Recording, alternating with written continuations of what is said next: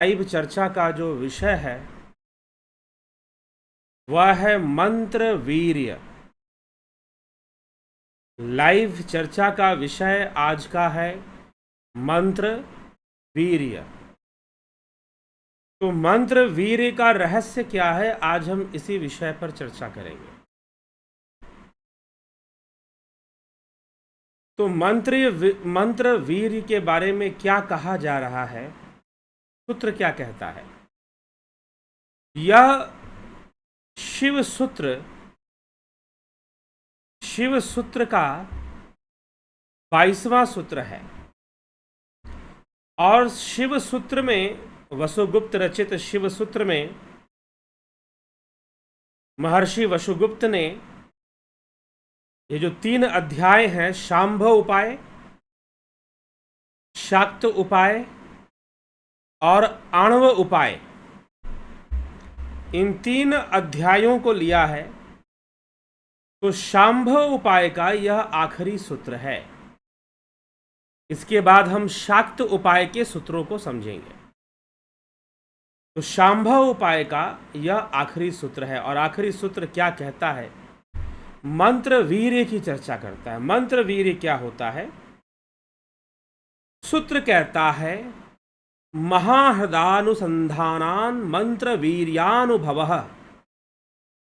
महाह्लादानुसंधानान् मंत्र वीर्यानुभवः, कि महाह्लाद का अनुसंधान करने से मंत्र वीर्य का अनुभव हो जाता है। अब महाह्लाद क्या है? अब इस महाह्लाद का को समझना भी जरूरी है। जो परम सत्य है, जो व्याधियों से और उपाधियों से परे है, जो परमेश्वरी शक्ति है, जो परम तत्व है, परम शांति की अवस्था है, उसे ही महाह्लाद कहा जा रहा है। उसके अनुसंधान से क्या प्राप्त होता है? मंत्र वीर्य प्राप्त होता है, मंत्र वीर्य का अनुभव होता है। अब ये मंत्र वीर्य क्या है, हमें ध्यान देना है कि यह मंत्र वीर्य क्या है, कौन से मंत्र वीर्य का अनुभव होता है। तो सूत्र यही कहता है कि महाह्लादानुसंधानाम् मंत्र वीर्यानुभवः महायोगी विश्व आत्मिकावस्थामुतीर्य स्वात्मन्ये रमते तदा देश कालाद्भ्यो अपरिचन्नो जगत व्यापी यो महाह्लादः।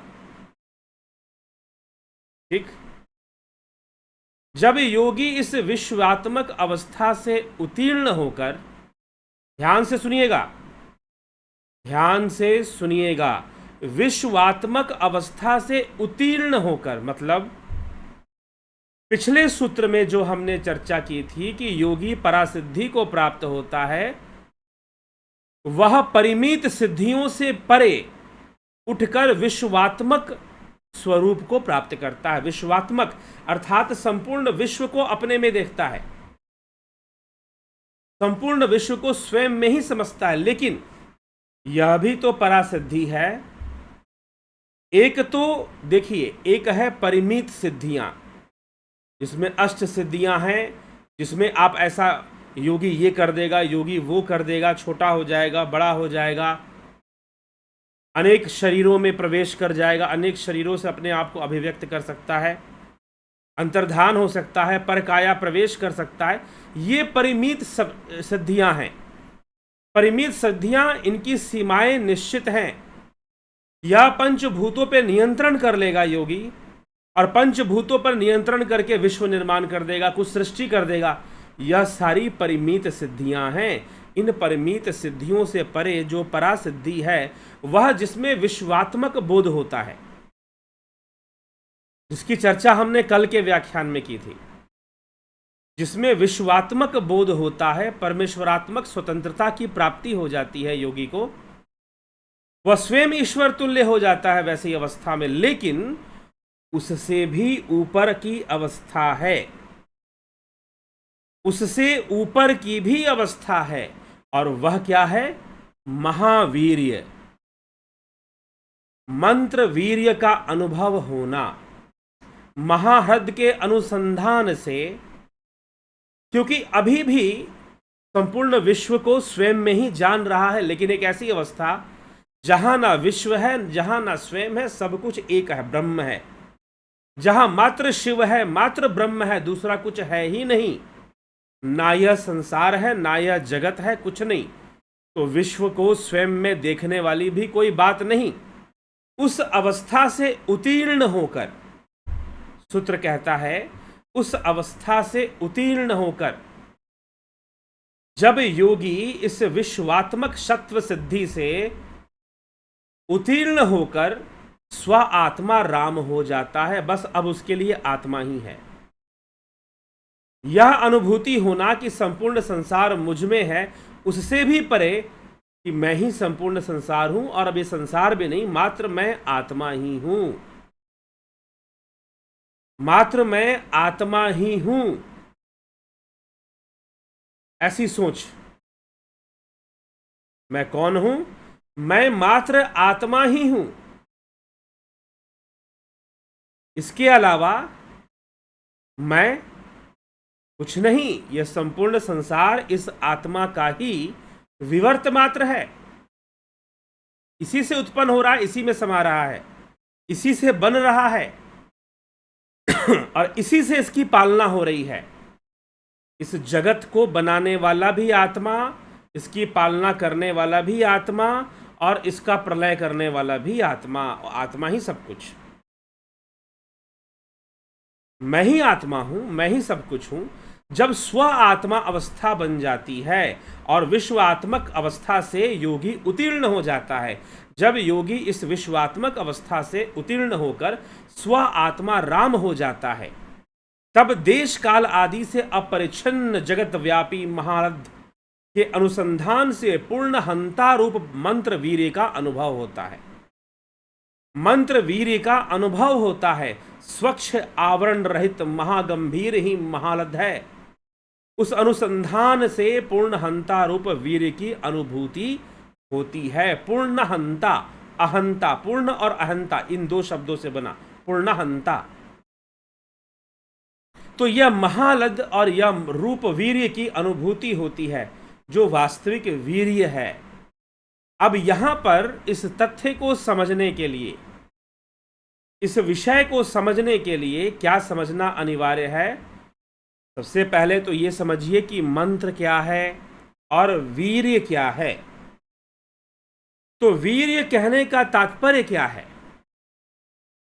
यहां पर वीर्य कहने का तात्पर्य है, वीर्य मतलब बीज, वीर्य मतलब बीज, वीर्य मतलब शक्ति,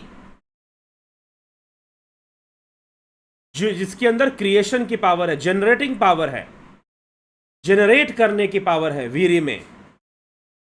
तो वीर्य मतलब शक्ति, वीर्य मतलब तेज, वीर्य मतलब बीज। बीज के अंदर जनरेटिंग पावर होती है। एक सीड है, उसमें जनरेटिंग पावर है, उपजने की शक्ति है उसके अंदर, सृष्टि करने की। तो इसीलिए मंत्र वीर्य, मंत्र का अर्थ क्या है जी? अब मंत्र का अर्थ भी क्लियर होना चाहिए। मंत्र का अर्थ है अंतःकरण। मंत्र का अर्थ है मन को नियंत्रित करने वाली शक्ति। मन का अर्थ मंत्र, क्षमा करें, मंत्र, मंत्र वीर्य, मंत्र और वीर्य ये दो शब्द हैं। मंत्र वीर्य का अनुभव होता है। तो मंत्र वीर्य क्या है? मंत्र वीर्य मतलब कि अंतःकरण की शक्ति, अंतःकरण का बीज, जिससे कि अंतःकरण उत्पन्न हुआ है। अंतःकरण में क्या है? मन, बुद्धि, चित्त, अहंकार, इसे अंतःकरण बोलते हैं। इनको मंत्र भी बोलते हैं।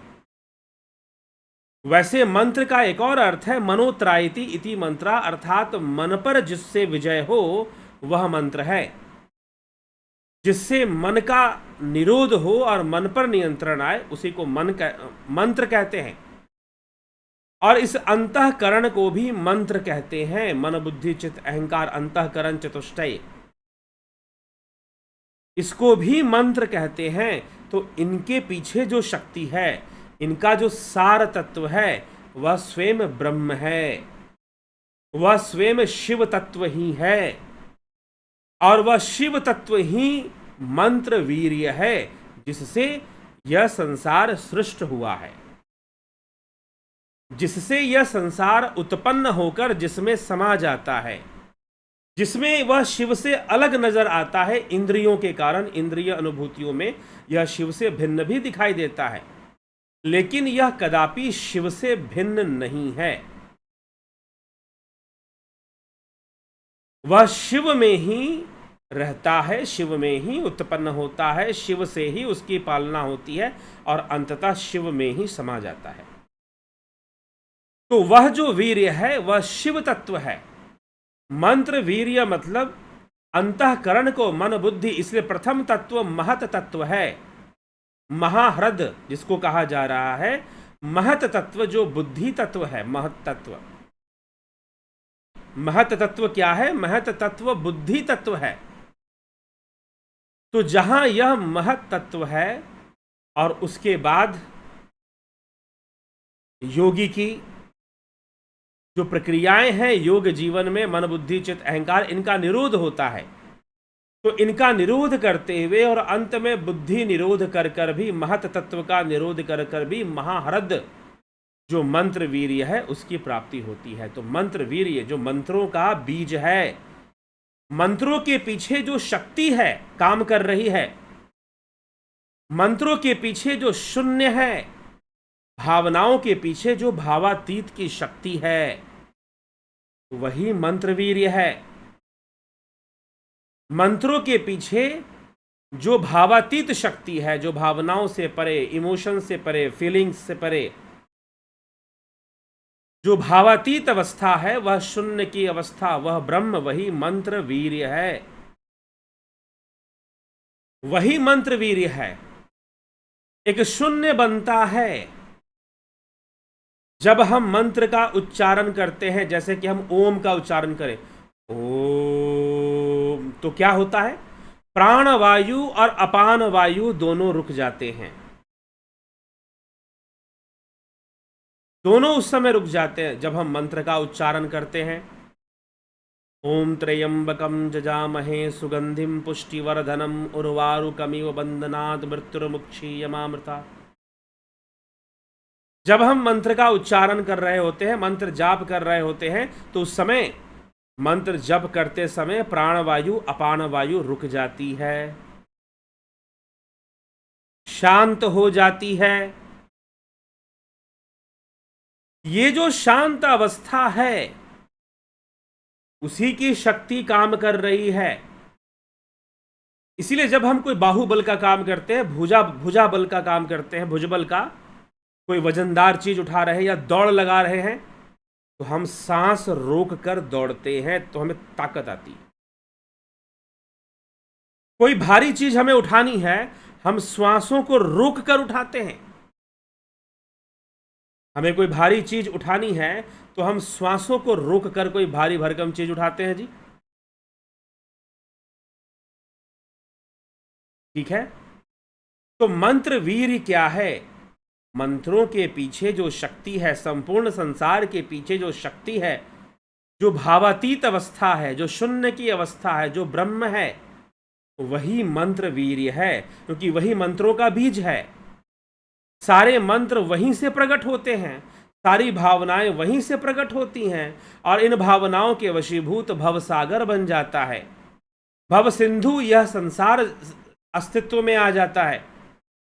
लेकिन यदि फिर से भावातीत अवस्था को प्राप्त कर लिया जाए तो मंत्र वीर्य का अनुभव होगा, अर्थात परम शून्य अवस्था, परम शुद्धा अवस्था की प्राप्ति होगी।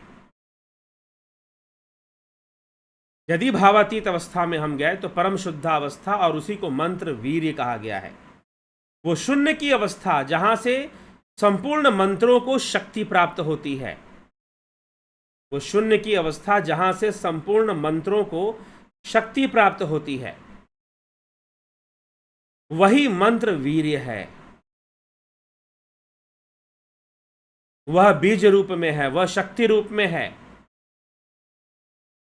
तो योगी अपनी साधना करते करते पहले वो परिमित सिद्धियों का मोह त्यागता है, फिर परासिद्धि में विश्वात्मक रूप का भी मोह त्याग देता है, और फिर जाकर उसे अंत में मंत्र वीर्य का अनुभव होता है। वह मंत्र वीर्य ही आनंद का खजाना है, और योगी जो है उस मंत्र वीर्य में लीन हो जाता है। योगी उस मंत्र वीर्य में क्या हो जाता है? लीन हो जाता है, और लीन होकर वह सभी मंत्रों से परे, मन से परे, बुद्धि से परे, अहंकार से परे, स्वभाव से परे, भावनाओं से परे, बियॉन्ड इमोशंस, वह उस शुद्ध तत्व में उस मंत्र वीर्य का अनुभव कर लेता है, उसे प्राप्त कर लेता है। तो ऐसी योगी की गति होती है, ऐसा योगी का जीवन हो जाता है जब वह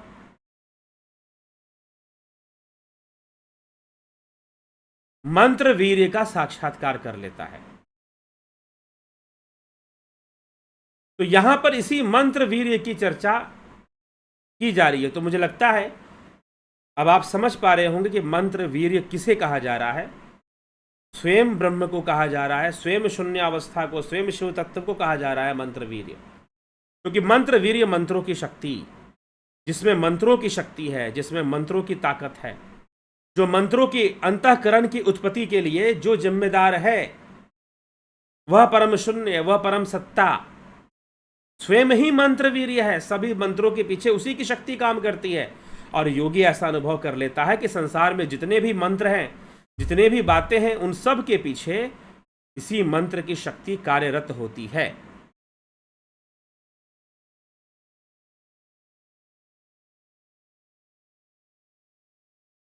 ठीक, तो यह विषय हमें मंत्र वीर्य का विषय इस तरह से हमें समझना चाहिए। तो वो सबकी शक्ति है, वही उसी शून्य में, उसी ब्रह्म में ही सबकी शक्ति है, इसीलिए उसे मंत्र वीर्य भी कहा जाता है। और योगी अपने आखिरी लक्ष्य महारथ को प्राप्त होता है, मंत्र वीर्य का अनुभव कर लेता है। यही उसका आखिरी लक्ष्य है, जो सिद्धियों से भी परे, परासिद्धि से भी परे। यहां सिद्धियों का प्रदर्शन नहीं चलता, यहां तो उसे दिव्यता में डूबना पड़ता है, लीन होना पड़ता है। ठीक है, तो चलिए इसी के साथ आगे बढ़ते हैं और आज के कमेंट्स को भी देखते हैं कौन क्या कह रहा है। नवज्योतिनाथ जी, जागृत जगत नारायण जी, बहुत अभिनंदन। नवज्योतिनाथ, अहम ब्रह्माष्टमी, राजू पाल, AK भट्ट। पुर्यष्टक में सूक्ष्म जीव, मन, बुद्धि, चित्त, अहंकार, इंद्रिया और भूत, यह 6 तत्व प्रकृति के 24 तत्वों के विकास हैं। तो 7वां और 8वां कामना और कर्म भी क्या प्रकृति का विकास है? जी बिल्कुल, प्रकृति का विकास की श्रेणी में ही तो आएगा। अगर मन, बुद्धि, चित्त, अहंकार विकसित हुए हैं तो कामनाएं भी तो विकसित होंगी, अहंकार भी तो विकसित होगा। अहंकार तो स्वयं एक मूल तत्व में आता ही है। अब इन 24 तत्वों से अनेकों चीजें विकसित हो जाती हैं, लेकिन इन्हीं के जैसे होती हैं। तो कर्म और कामना भी, तो विकास वाली बात तो सांख्य योग का है और पुर्यष्टक वाली बात तो वेदांत का है। ठीक, ये भी डिफरेंस है साथ में। तो इसीलिए पुर्यष्टक की चर्चा कीजिए बस। तो पुर्यष्टक के लिए कर्म और कामनाओं को भी लिया गया है, सूक्ष्म शरीर का ही अंग है ये सब। शर्मानंद पंडित जी, नरेंद्र कुमार जी, जय श्री राधे कृष्ण। जीव प्रकृति में अपना कर्म करने के लिए फ्री है या सब कुछ प्रकृति की इच्छा से हो रहा है? प्रकृति की उसको फ्रीडम, प्रकृति के बंधन में फ्रीडम है। प्रकृति के बंधन में फ्रीडम का क्या मतलब होता है? क्या कोई फ्री विल है जीव की? जी हां है, लेकिन प्रकृति के बंधन में है। जैसे कि अगर कोई कैदी जेल में है तो जेल के अंदर वो इस बात के लिए स्वतंत्र है कि यहां बैठेगा कि वहां बैठेगा, उसे खाना मिलेगा तो खाएगा कि नहीं खाएगा। हां, उसे जेल के बाहर निकलकर घूमने की स्वतंत्रता नहीं है, उसे जेल के बाहर निकलकर किसी रेस्टोरेंट या किसी होटल में जाकर खाने की स्वतंत्रता नहीं है। लेकिन जेल के भीतर उसे यहां बैठना है या वहां बैठना है, किसी से बात करना है नहीं करना है, या अगर काल कोठरी में है तो कोई मिलेगा भी नहीं बात करने वाला, फिर भी उसकी इतनी स्वतंत्रता है कि वो हिल सकता है, डुल सकता है। वैसे ही प्रकृति के बंधन में, इन द बाउंडेशन, मतलब कि प्रकृति की जो डोर है ना, जैसे कठपुतली होती है, अब कठपुतली हो है तो वो उसको बांध लिया गया। अब कठपुतली अपनी मर्जी से क्या करेगी? जो करना है बंधन में ही करेगी, हिलना डुलना सब बंधन से ही होना है उसका। तो एक फ्रीडम ये है कि बंधन के अंदर कर्म करने की स्वतंत्रता थोड़ी है। 100% है ऐसी बात नहीं है, लेकिन थोड़ी जरूर है बंधन में। मतलब प्रकृति के जंजीर में बंधे रहो, और प्रकृति ने जो आपको माहौल दिया है, प्रकृति के पाश में आप पशु की तरह बंधे रहिए। जो बंधा है वही तो पशु है, और जो बंधन मुक्त हो गया वह तो ईश्वर है। परवश जीव सुबस भगवंता, तो इस तरह से बताया गया है। जीव अनेक एक श्रीकंता, तो परवश जीव होता है। तो जो परवश जीव है, जो प्रकृति के वशीभूत है, तो प्रकृति के बंधन में उसे छोटी सी स्वतंत्रता जरूर होती है। क्या करने की स्वतंत्रता? कि वो प्रकृति के बंधन में ही क्या कर सकता है। हाँ, उसमें भी 100% स्वतंत्रता तो नहीं है, क्योंकि पिछले कर्मों के हमारे प्रारब्ध कर्म हैं, तो प्रारब्ध कर्म तो हमारे ऊपर हावी रहते ही हैं। ठीक है, तो प्रारब्ध है तो पूर्ण स्वतंत्रता तो उसे नहीं है, लेकिन फिर भी उसे उस बंधन के अनुकूल स्वतंत्रता है, उस बंधन के अनुकूल स्वतंत्रता है। ठीक, तो वो थोड़ी सी स्वतंत्रता मनुष्य को रहती है, जैसे माया में रहते। तो प्रारब्ध के वशीभूत ही जीव रहता है, और सारे दुख प्रारब्ध के वशीभूत ही भोगता रहता है। चलिए,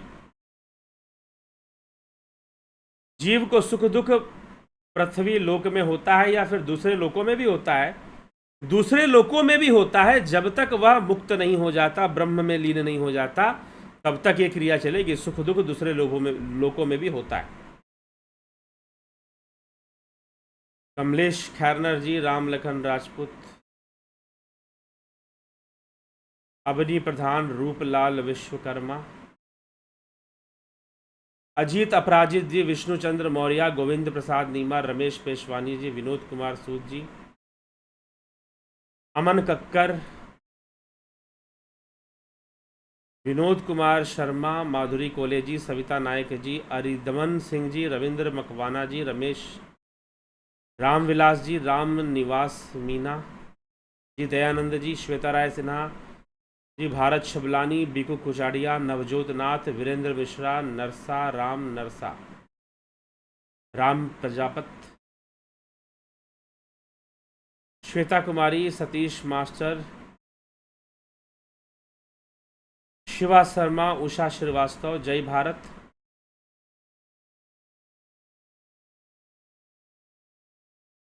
बिल्कुल sir, Veer is the only power of the body which give is the happiness और जॉय व प्ले।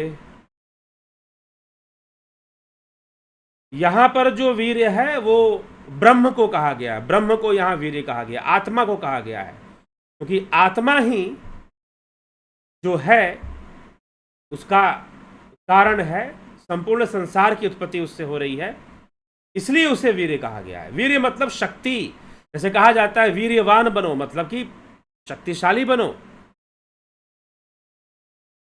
ठीक है, इसको वीर्य यहां पर कहा गया है। वीर्य का शाब्दिक जो अर्थ है वो यही है, वीर। वीर शब्द आप कहते हो ना भाई बड़ा वीर आदमी है, ये वीर शब्द कहां से आया है? वीर्य से आया है।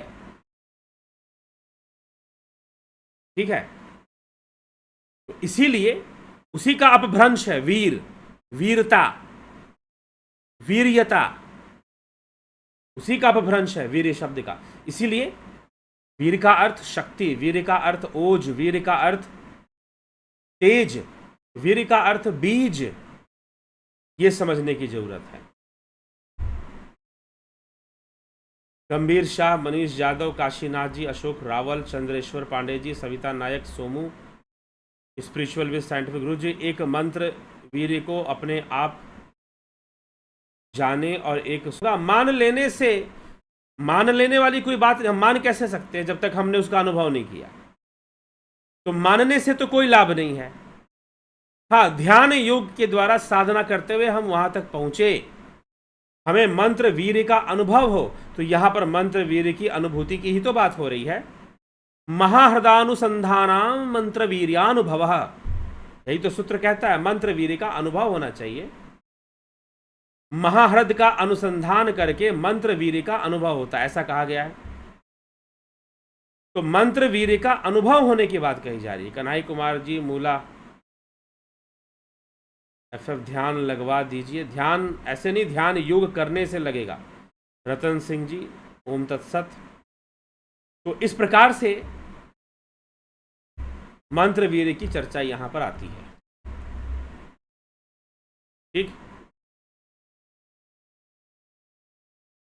तो इस विषय को इस तरह से हमें समझने की जरूरत है, मंत्र वीर्य के विषय को, और इसे ब्रह्म के लिए ही ऐसे शब्द का प्रयोग किया गया है।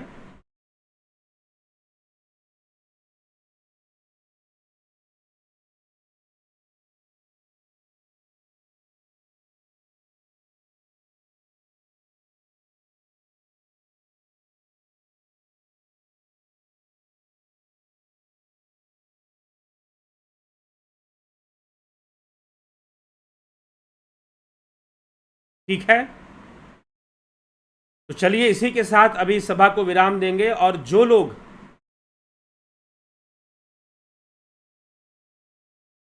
लोग ध्यान योग का कोर्स करना चाहते हैं, 14 जून से ध्यान योग का कोर्स शुरू होगा। आपको इस नंबर पर संपर्क करके ध्यान योग के कोर्स के लिए संपर्क करना है, पूछना है। तो ध्यान योग का कोर्स अगर आप ज्वाइन करना चाहते हैं तो इस नंबर पर आप संपर्क करेंगे। तो इसी के साथ आज के कार्यक्रम को हम विराम देते हैं। कल फिर मिलेंगे लाइव चर्चा में आगे बढ़ते हुए विषय को। अब कल से शाक्त उपाय पर चर्चा शुरू होगी। अभी तक हमने शांभव उपाय को सुना समझा, अब जो है शाक्त उपाय पर चर्चा होगी। शाक्त उपाय जो है शिव सूत्र के अंदर शाक्त उपाय, उस पर हम चर्चा शुरू करेंगे। तो जरूर जुड़े रहें, आप बने रहें और लाभ उठाते रहें। बहुत बहुत आभार आप सभी का।